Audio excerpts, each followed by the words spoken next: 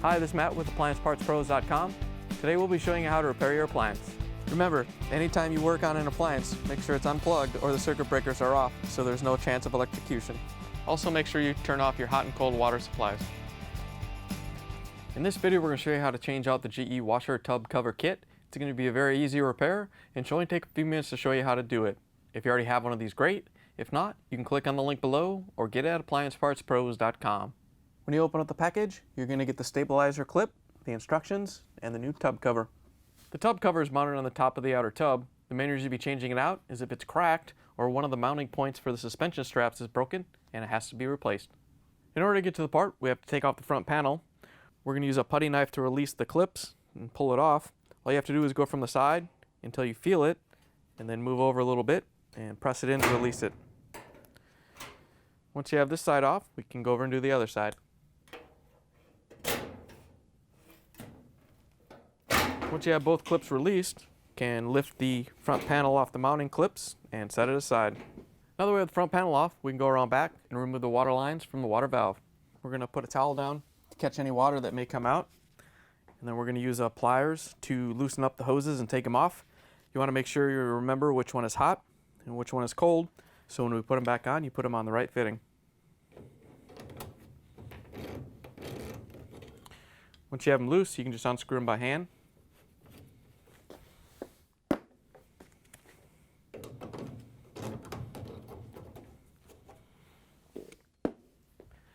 Now that we have the fill hoses disconnected, we can open up the console. To open up the console, we're going to use our 1/4-inch nut driver and remove the 3 screws across the back.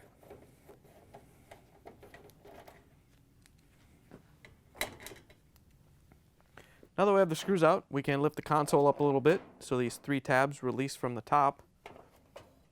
Once you have it off, we're just going to set it to the side so we can lift the top off. Now we can use the 1/4-inch nut driver to remove the 2 screws that holds the top to the cabinet.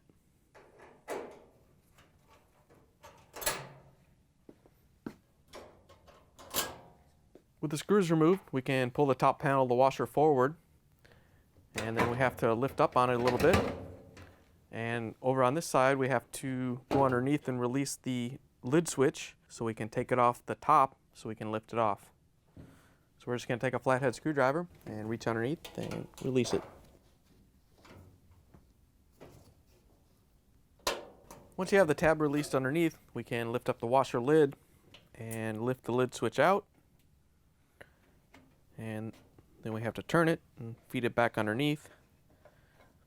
Once you have it back underneath, we can close the washer lid and lift the top off and set it aside.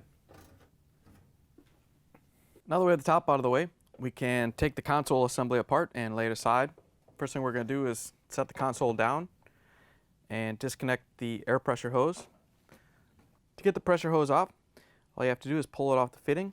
Might be on there a little bit tight, so you can turn it to break it free and then pull it off and set it aside. Once you have the hose disconnected, then we can use the 1/4-inch nut driver to take out all the screws.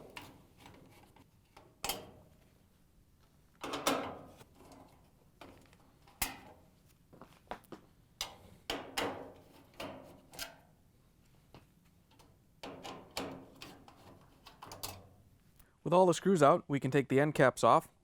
All you have to do is slide these towards the front of the washer and lift them out. And then there's a little tab right here that you have to unhook it from. And once you have that off, you can just set it aside.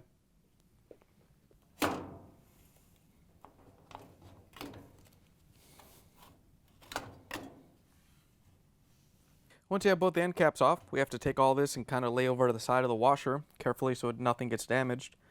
We're going to take this air pressure hose out first. And just kind of set it off to the side. And then we can grab all this and lay it over to the side.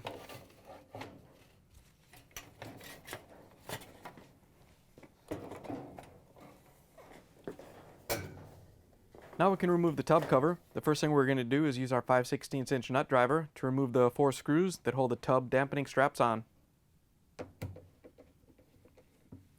Once you have each screw out, you can lift the strap off the tub cover.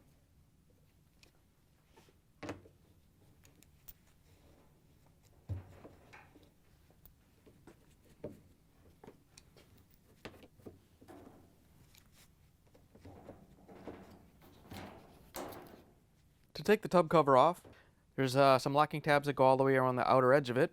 So to release these, you want to press down above them to compress the seal a little bit to make it easier to lift these off without breaking them. Once you have the first one off, then you can just go around the tub and do the rest.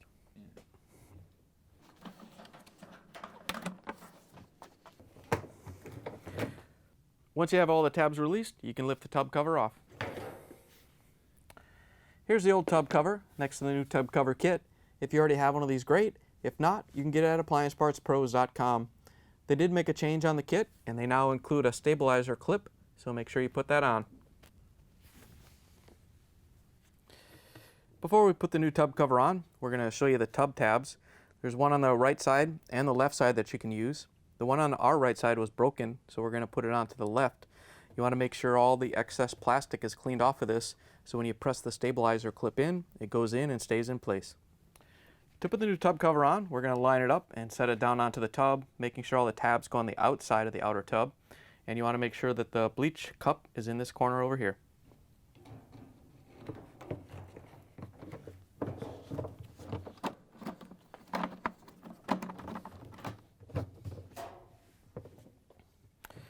Once you have the cover on and all the tabs lined up, we can go around and push down so they all lock onto their tabs.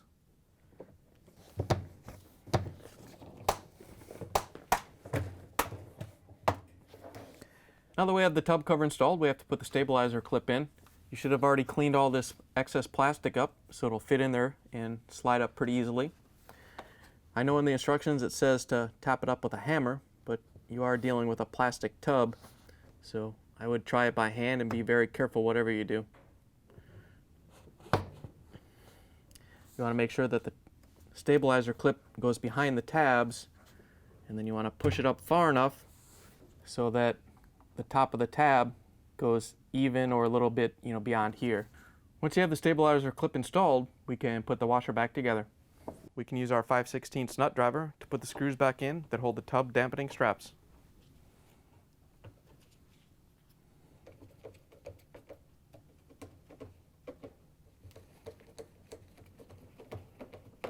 Now that we have the straps reinstalled, we can put the console back together. Now we can lift the control panel assembly and everything back up into place. You just have to carefully swing everything up and set it up here, and then we'll put it all together and put the screws in. Once you have all the screw holes lined up, then we can put the end caps on and put all the screws back in. To put the end caps on, we're going to line up the locking tabs into the opening, and we have to lift this up so it goes on top. Once you have the tabs through, you can push back, and then we're going to lock this tab in, just like we had to release it when we took it out. Once you have the end cap in, we can use our 1/4" nut driver to put in the screws on this side.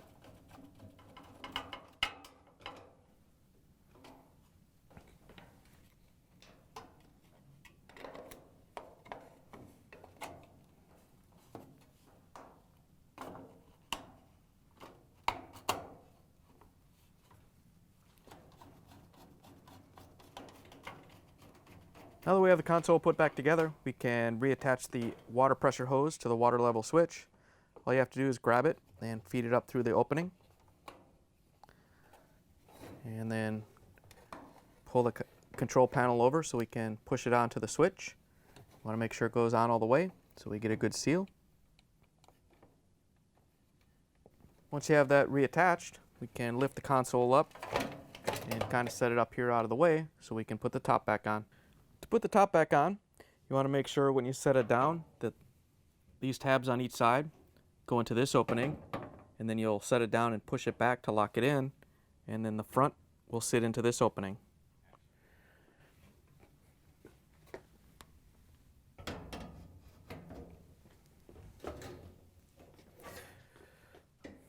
Once you have the tabs in, you can push back to lock it in place.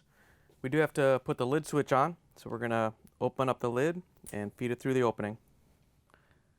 We're going to put the side with the wires in first, like this, and the locking tab is on this side, so we'll push it down and lock it into place. Once you have the lid switch in, we can use our 1/4" nut driver to secure the top to the cabinet.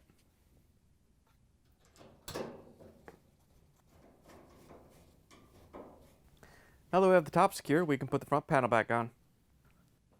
To put the front panel on, all you have to do is set it on the 2 lower mounting tabs. Once you have it in place, you have to lift it up so the pins line up, and you can push it all the way closed and lock it in.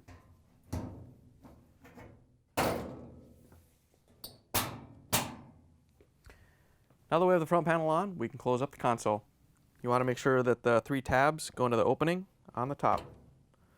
Once you have the tabs in, you can rotate the console down, and then we can use our 1/4" nut driver to put the screws in.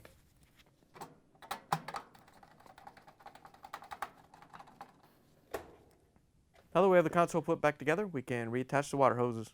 To reattach the hoses, you want to make sure you put the hot on the hot and the cold on the cold. And you want to start them with your hand to make sure you don't strip the water valve threads. It's only plastic. Once you have them hand tight, we can grab a pliers and tighten them down so we don't get any leaks.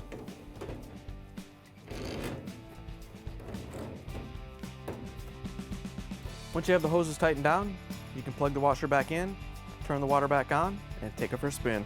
Thanks for joining us for another successful repair brought to you by AppliancePartsPros.com. Check out our other repair videos on our site, Facebook, and YouTube.